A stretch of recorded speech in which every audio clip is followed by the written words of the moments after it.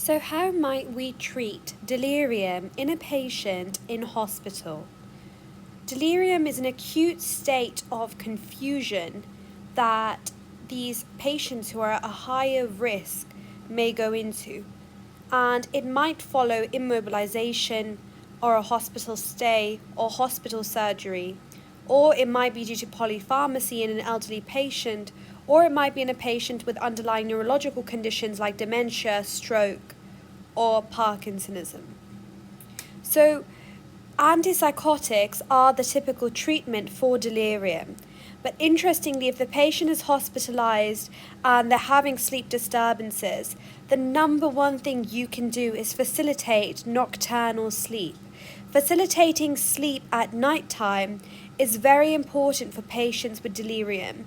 Delirium presents with this acute state of confusion, which is different to psychosis and different to dementia. Whereas dementia presents with problems with memory, delirium presents with problems with the attention, lack of awareness of your surroundings, the patient's confused, the patient typically might have visual hallucinations. These patients who have visual hallucinations, we can differentiate it from psychosis because psychosis often has auditory hallucination. Auditory.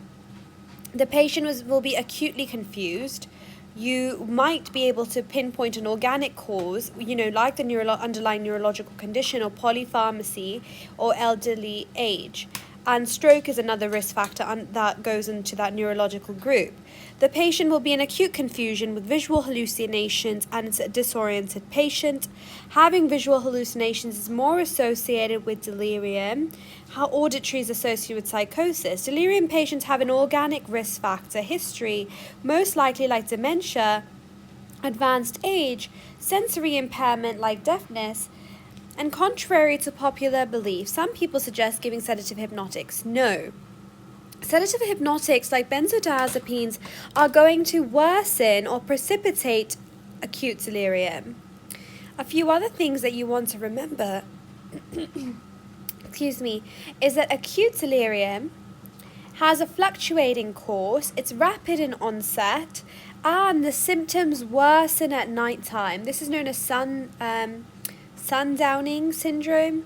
So the symptoms get a lot worse at nighttime. The patient might have had a surgery and he's immobilized in hospital for 3 days. And then acutely he's confused. He doesn't know what he's saying. He's saying that he's seeing, random things are across the room. Maybe seeing ghosts. Maybe seeing his grandmother who passed away.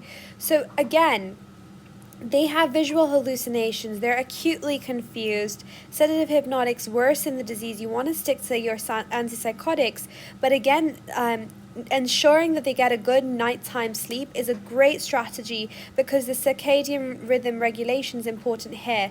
That's it. Thank you.